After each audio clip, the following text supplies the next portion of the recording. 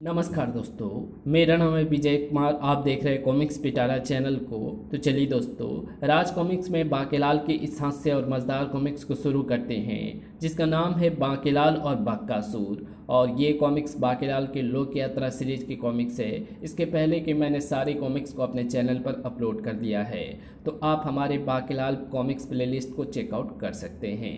तो आप देख सकते हैं इसका कवर प्रेस, जो कि कुछ इस तरह का है।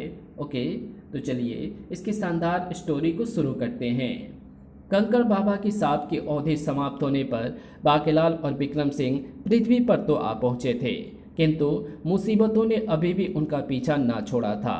और इधर भंगोड़ी बाबा के सांप के फलस्वरूप विक्रम सिंह के किसी भी अंग में विकार आ जाता था। इन सब मुसीबतों का सामना करते हुए दोनों अभी भी अपने प्यारे विशालगढ़ की खोज में तेजी से आगे बढ़ रहे थे। बांकेलाल, इस जीवन में तो हमें याद नहीं पड़ता कि हमने कोई पाप किया हो। पता नहीं फिर हमें ये सज़ा क्यों मिल रही है। आप ठीक कहते हैं महाराज, इस जीवन में तो हम गाय के दूध से धुले हुए हैं। चलते चलते सहसा विक्रम सिंह के मुंह से लार टपकने लगी। बांकेलाल, बातों बातों में हमें पता ही नहीं चला कि हम कितने रसीले फल एवं महकदार क्षेत्र से गुजर रहे हैं। ओह, किंतु इसमें मेरा कोई कसूर नहीं महाराज। आप मेरे इतना निकट चल रहे हैं कि मुझे दुर्गंध के अलावा कुछ सूंघाई ही नहीं दे रहा है। फलों की खुशबू क्या खाक आएगी? किंतु विक्रम सिंह के नथुनों में तो बसी थी फलों की भीनी सुगंध। तो भला बांकेलाल की ये बात उनके कानों तक कहाँ पहुँचती? किंतु महाराज, ये फल तो खट्टे हैं। मेरा मतलब है हमारी पहुंच से दूर। इन फलों को मीठा बनाएगा ये चोंच वाला पत्थर। विक्रम सिंह ने पत्थर बांकेलाल को दिया, और क्यों ना इस पत्थर को मैं विक्रम की खोपड़ी पर दे मारूं। किंतु बांकेलाल ने अपने दिल पर पत्थर रखा, और अगले पल बांकेलाल का फेंका पत्थर सरसराता हुआ वृक्ष पर उगे फलों से टकराया, सटाक आकर गिरा वृक्ष के दूसरी ओर विश्राम कर रही उस राक्षसी पर। इधर टप टपा टप फल ही फल गिरे बांकेलाल और विक्रम सिंह के आसपास। काश इतनी ऊंचाई से मैं इस मोटे को भी नीचे गिरा सकता। बांकेलाल, इतने फलों से मेरा क्या होगा, एक पत्थर और मारो। किंतु इस पर जैसे ही बांकेलाल ने पत्थर फेंकने के लिए हाथ ऊपर किया मेरा हाथ किसने पकड़ लिया? कंकड़िया मार के जगाया और तू मेरे सपने में आया। बांकेलाल, तू बड़ा वो है। छोड़ दो कलाई, जमाना क्या कहेगा। नहीं, अब ये हाथ मैं कोई ना छोड़ूं। बांकेलाल, मुझे देवता ने सपने में दर्शन देकर कहा था कि जा, वही तेरा वर होगा जो तुझे कंकड़िया मारकर जगाएगा और तेरे सपने में आएगा।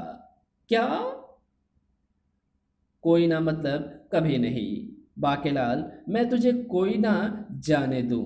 तू ही होवे है मेरे सपनों का राजकुमार। और मैं होए हूँ थारी होने वाली घर आली। नहीं बांकेलाल, मैं अभी इस दुष्टा की काली जुबान काट फेंकता हूँ। दूर हट जालिम सिंह, अब ये विवाह होकर रहेगा।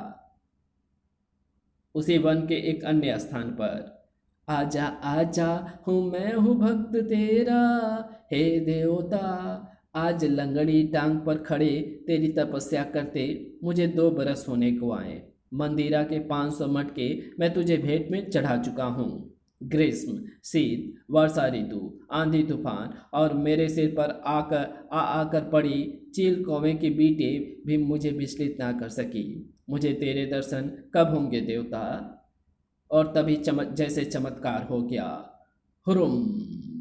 ओह, ये क्या? लगता है कमबख्त की नींद टूट गई है और देवता मुझे दर्शन देने वाले हैं। एक स्वर गूंज उठा, बाकासुर, तू अपना समय व्यर्थ कर रहा है। मैं तेरी सीरत को अच्छी तरह से पहचानता हूँ। तेरे से बड़ा दुष्ट राक्षस पूरे राक्षस लोक में कहीं नहीं। तू चाहे अपनी दोनों टांगें उठाकर भी वर्षों मेरी तपस्या करता रहे, पर मैं तुझे दर्शन नहीं दूंगा। ऐसा ना कहो देवता। अब मैं मार काट और दुष्टता भरी जिंदगी छोड़कर मानव से राक्षसता की रक्षा के लिए अपनी जिंदगी न्यौछावर करना चाहता हूँ, और जिसके लिए मुझे चाहिए गद्दासुर नामक शस्त्र।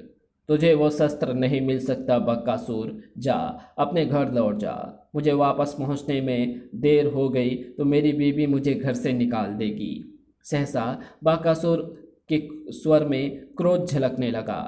ओह, अब समझा। शैतान, बता तू कौन है जो देवता की पवित्र मूर्ति पर अपना तिलिस्म दिखाकर न सिर्फ मूर्ति को ही अपवित्र कर रहा है बल्कि मुझे भी मूर्ख बना रहा है। ये तुम क्या कह रहे हो बकासुर? मैं तुम्हारा ही देवता हूँ। नहीं, तू कोई दुष्ट है।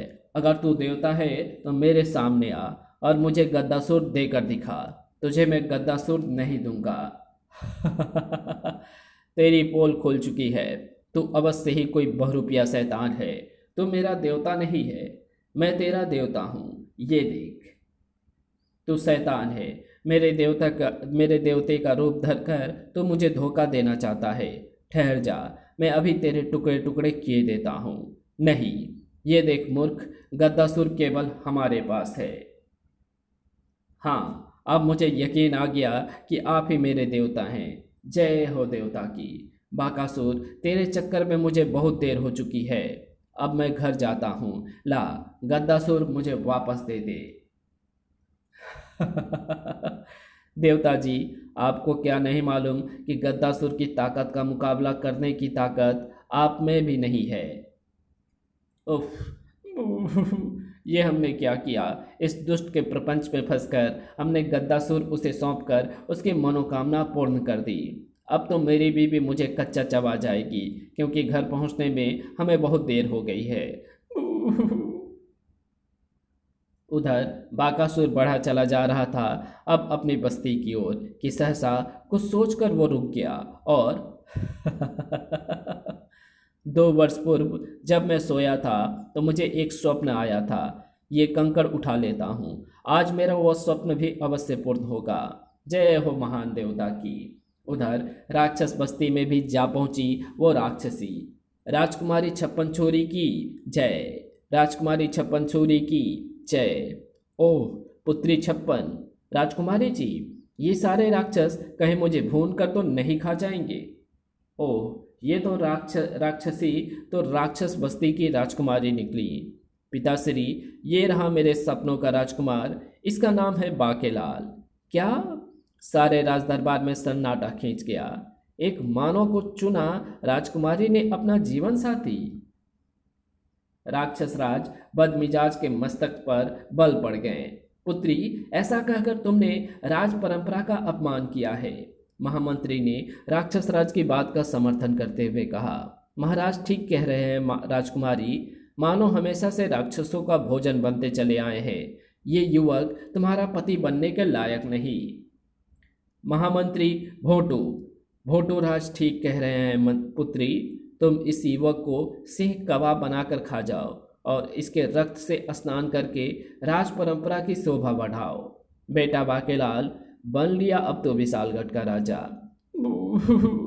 किंतु पिताश्री, देवता के कहा अनुसार इसने कंकड़ियां मारकर मुझे जगाया है और मेरे स्वप्न में भी ये आया है। तभी गूंज उठा एक और अट्ठास। बुरा हो उस मुच्छड़ का। कमबख्त की लार भूखों की तरह हर वक्त टपकती ही रहती है। ना मैं पत्थर उछालता और ना ये मुसीबत गले पड़ती। राजकुमारी, तुम्हारे सपनों का राजकुमार ये मानो नहीं बल्कि मैं हूँ, क्योंकि मुझे देवता ने ये वर दिया है कि मैं जब किसी राक्षसी कन्या को कंकड़ मारकर जगाऊंगा और वो मेरे सपने में भी आएगी तो वही मेरी अर्धांगिनी बनेगी। और फिर अब तो मेरे पास देवता का गद्दासुर नामक ये शस्त्र भी है जिसे मैं संपूर्ण संसार पर अधिकार कर सकता हूँ। राक्षस राज की भी प्रसन्नता का कोई और छोर न था। बकासुर के पास गद्दासुर। वाह पुत्री, हाँ कर दो। किंतु पिताश्री, इसने मुझे कंकड़ियाँ मारकर तो जगाया ही नहीं। कल प्रातः बाकासुर तुम्हें कंकड़ियाँ मारकर जगाएगा। क्यों बाकासुर? मैं तो कब से हाथ में कंकड़ लिए उस सुनहरे क्षण की प्रतीक्षा कर रहा हूँ महाराज। ठीक है पिताश्री, किंतु आपको भी एक वादा करना होगा कि आप बाकेलाल को जीवित छोड़ देंगे। बाकेलाल को राक्षस लोक से बाहर फेंक दो। अच्छा महाराज, अभी मैं चलता हूँ। कल प्रातः मैं बारात लेकर महल पहुँच जाऊँगा और कंकड़ियाँ मारकर राजकुमारी को जगाऊँगा।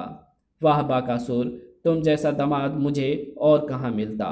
इधर बाकेलाल का चेहरा अपने अपने अपमान से लाल हो रहा था। ये राजकुमारी जिसे विवाह का स्वप्न देख रहा था, भला कहीं मखमल में भी खाट का पैबंदा लगा है क्या? इसे देखकर मेरे मुंह में तो लार टपक रही है। कहाँ सीख सा ये नौजवान और कहाँ पहाड़ सी बलशाली हमारी राजकुमारी। शीघ्र ही बाकेलाल को राक्षसों ने जंगल में ले जाकर फेंक दिया। धड़ा, मर गया। और तभी बाकेलाल, मेरे होते हुए तुम्हें कुछ नहीं हो सकता। महाराज, आप हमें क्षमा कर दो बाकेलाल। उस समय हमारे हाथ में विकार आ जाने की वजह से उस राक्षसी से हम तुम्हारी रक्षा ना कर सकें, किंतु वो राक्षसी तुम्हें अपने साथ कहाँ ले गई थी, और फिर वे राक्षस तुम्हें यहाँ छोड़ क्यों गए? महाराज, वो राक्षसी मुझे अपनी बस्ती में ले गई थी, जहाँ पहुंचकर जब मैंने बस्ती के राक्षसों को ललकारा तो उन बेचारों की धिकधी बन गई और घबराकर वे मुझे यहाँ छोड़ गए। मनहूस मुच्छर। उसके बाद दोनों पुनः आगे बढ़ चले। बाकेलाल, अब हमें जल्दी से यह मनहूस स्थान छोड़कर विशालगढ़ की खोज में आगे बढ़ना चाहिए। बाकेलाल राक्षसों से अपने अपमान का बदला लिए बिना कहीं नहीं जाएगा। महाराज, वहाँ कोई नगर दिखाई पड़ रहा है, मासूम नगर। यहीं रुककर राक्षसों से अपने अपमान का बदला लेने की कोई योजना बनानी होगी। उधर राक्षस बस्ती में बाकासुर आ पहुंचा, साथ में बारात और हाथ में कंकड़ लेकर। गेंडे पे होके सवार चला है दूल्हा यार, कमरिया पे बांधे तलवार। ले जाएंगे कंकड़ वाले दुल्हनिया ले जाएंगे। फिर, मैं चाहूँ सोना चांदी, मैं चाहूँ हीरा मोती, ये कंकड़ मेरे किस काम के। आ ओ कंकड़िया मार के जगाया, पर तू मेरे सपने में ना आया, फिर भी तू बड़ा वो है। फिर बड़ी धूमधाम से हुआ उनका विवाह। ये चिता सा रोशन चेहरा, केसों का रंग सुनहरा, ये कुएं सी गहरी आंखें, कोई राज है इसमें गहरा। तारीफ करूं क्या उसकी जिसने तुझे बनाया। विवाह समारोह के पश्चात, आइए जमाई राजा, आसन ग्रहण कीजिए। आसन।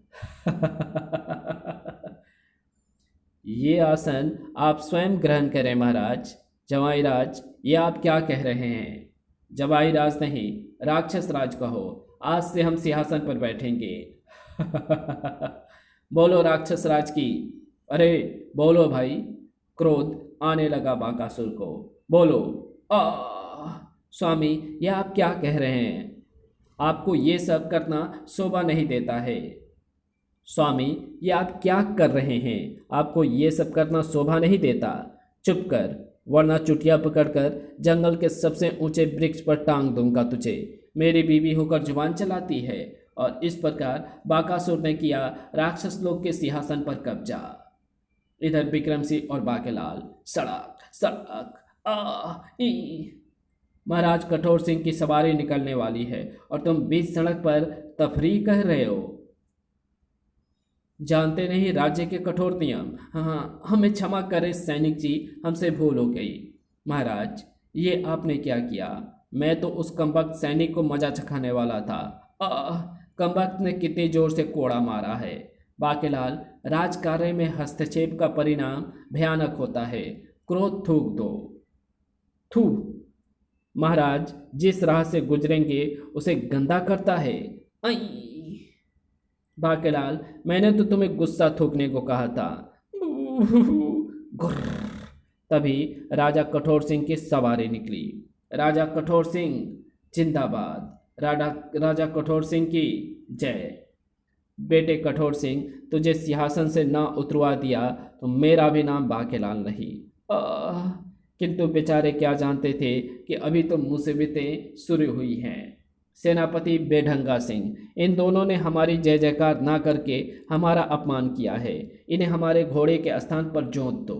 जो आज्ञा महाराज। और राजा के नियम कठोर ना हो तो राज्य चलाना मुश्किल हो जाए। घोड़ों की तरह इन्हें नहाते हुए दौड़ो, वरना कोड़े पड़ेंगे। इधर गुजरी राजा कठोर सिंह की सवारी और उधर से नगर में प्रवेश किया बाकासुर ने। शिकार शिकार मानव को पकड़कर बंदी बना लो, रात्रि में हम इनका भोजन करेंगे। बाकासुर ने अपने गदासुर का आतंक मचाया। अरे ओ भूकासुर, ले संभाल इसे। नगर में राक्षसों के प्रवेश के साथ ही भय फैल गया। भागो, राक्षस आ गए। समाचार पहुंचा राजमहल में राजा तक। महाराज महाराज, गजब हो गया महाराज, राक्षस, नगर में राक्षस आ गए। क्या राक्षस? बचाओ बचाओ। तुरंत ही सेनापति बेढंगा सिंह, जल्दी से सेना लेकर जाओ और सारे राक्षसों को मार गिराओ। जो आज्ञा महाराज। तभी विक्रम सिंह ने कहा, महाराज, नगर पर राक्षसों का आक्रमण हुआ है, तो आप बाकेलाल को वहां भेजिए। राक्षसों की पूरी बस्ती मिलकर भी बाकेलाल का मुकाबला ना कर सकी तो इन मुट्ठी भर राक्षसों की क्या मजाल। चुप हो जा मुच्छर, चुप हो जा। घोड़े के तुम बकवास बंद करो और आगे बढ़ो, और भेज मुझे राक्षसों से मुकाबला करते हैं। सड़क हिक हिक आ।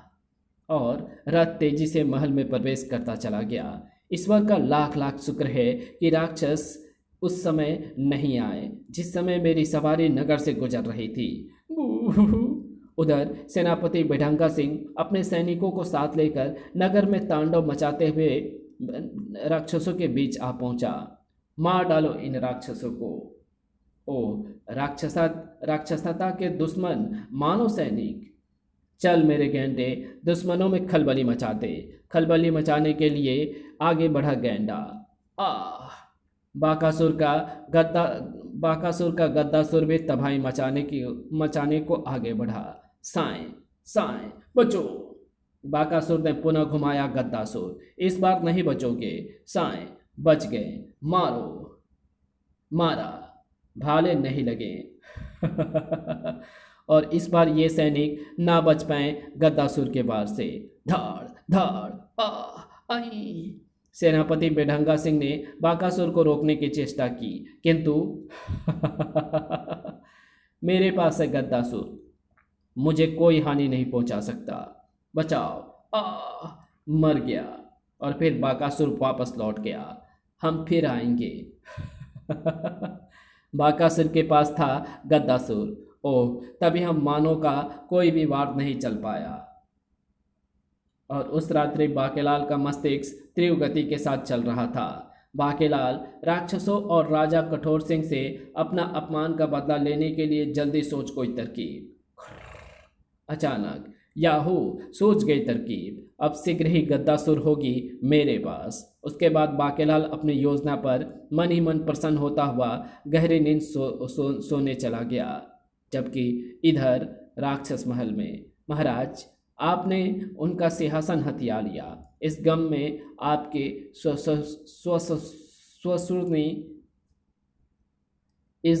आपके ससुरनी ने आमरण अनशन कर दिया है और राजकुमारी जी ने भी आपकी सूरत ना देखने की कसम खा ली है।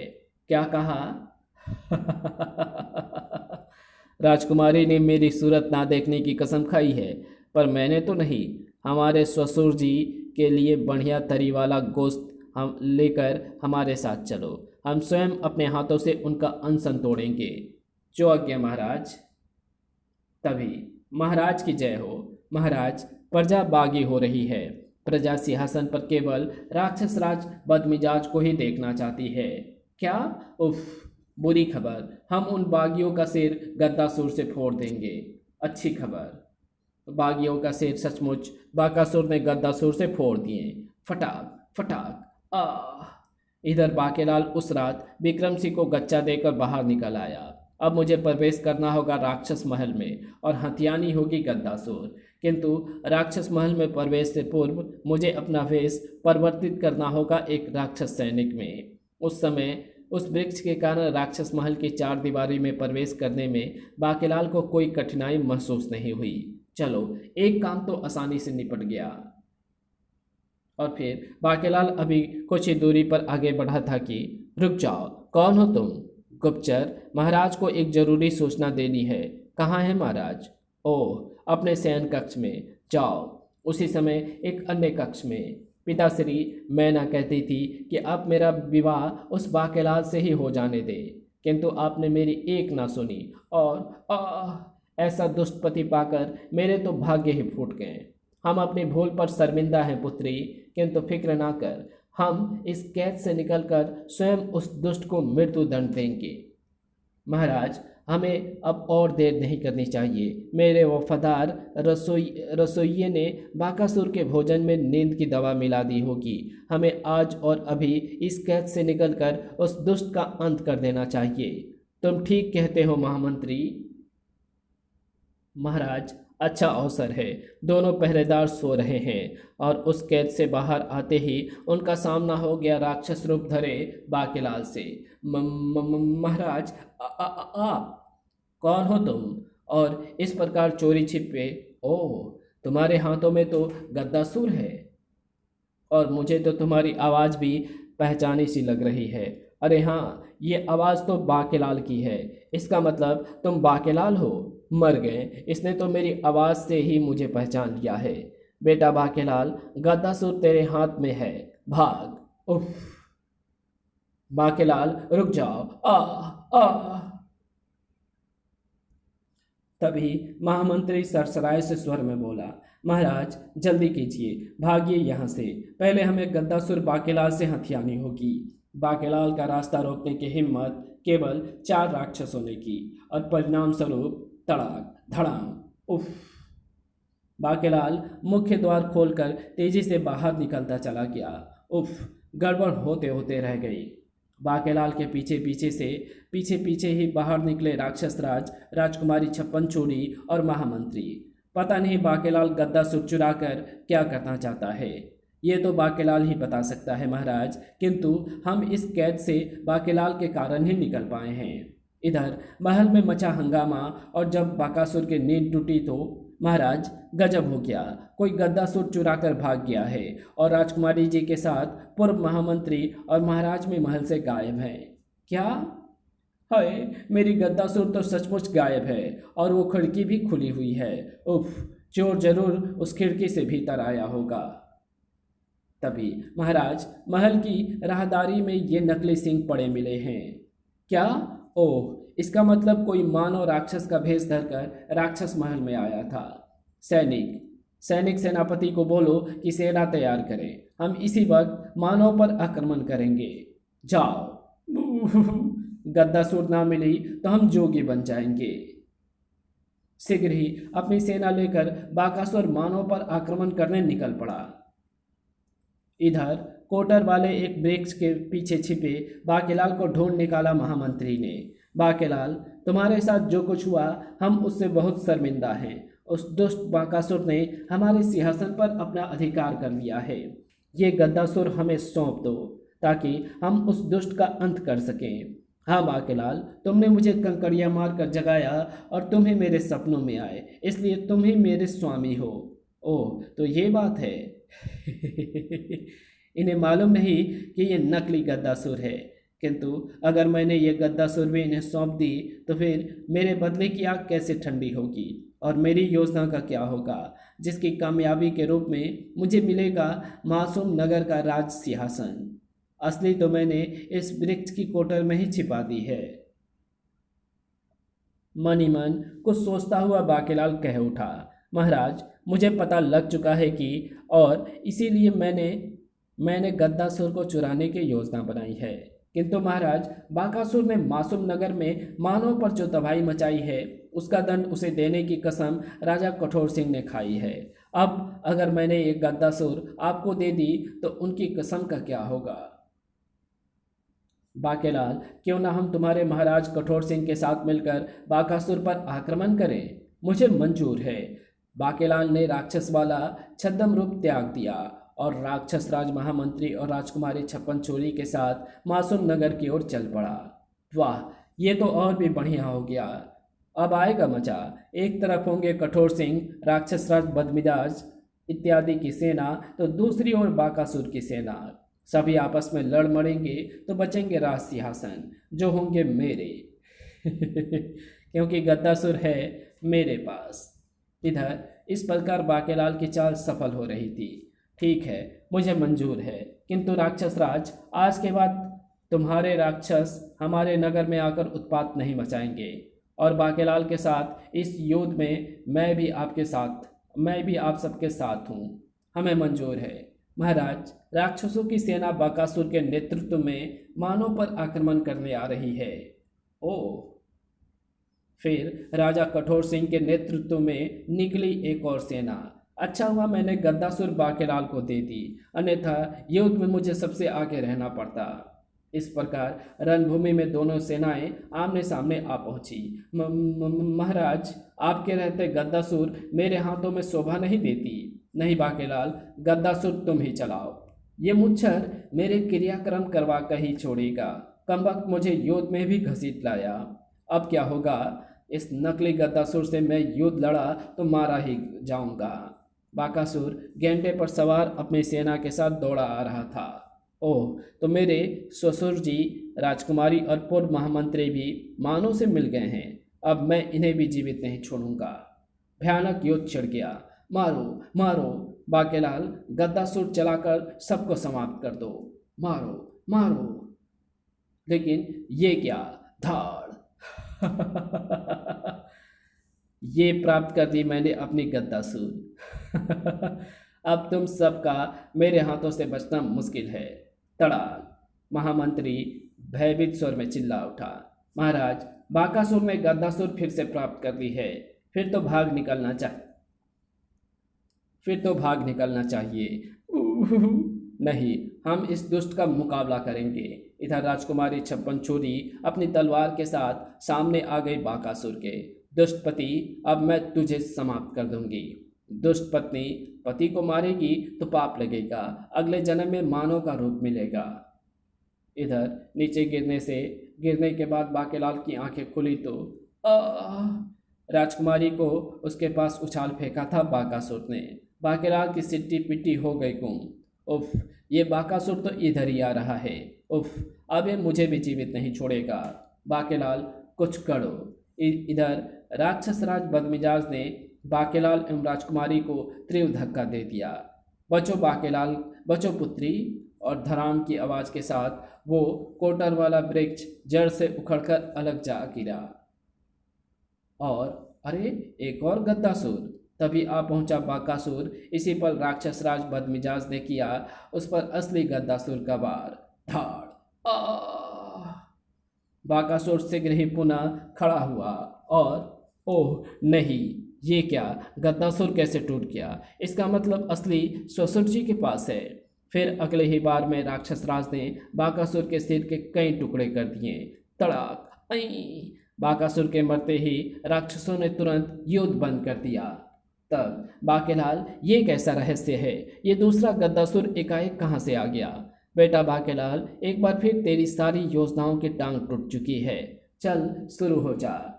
महाराज, दरअसल असली गद्दासुर यही है, जिसे मैंने पहले ही यहाँ छिपा दिया था। अगर मैं ऐसा ना करता तो आज हम सबका बचना मुश्किल था। किंतु पिताश्री, अब मेरा क्या होगा? पुत्री, राज्य के नियमानुसार तुम्हारा विवाह किसी राक्षस से ही हो सकता है, अतः तुम्हें बाकेलाल को भूलना होगा। और तब मेरे प्यारे बाकेलाल, आ गले लग जा। किसी दिन ये गला ही काट डालूंगा। इसी के साथ ये कहानी यहीं समाप्त होती है। तो मिलेंगे इसकी अगली कॉमिक्स में। तब तक के लिए बाय। अगर आपको ये वीडियो पसंद आई हो तो इस वीडियो को लाइक शेयर कमेंट ज़रूर कर देना। चैनल पे नए हो तो चैनल को सब्सक्राइब कर ऑल नोटिफिकेशन को सिलेक्ट ज़रूर कर देना। Thanks for watching my videos.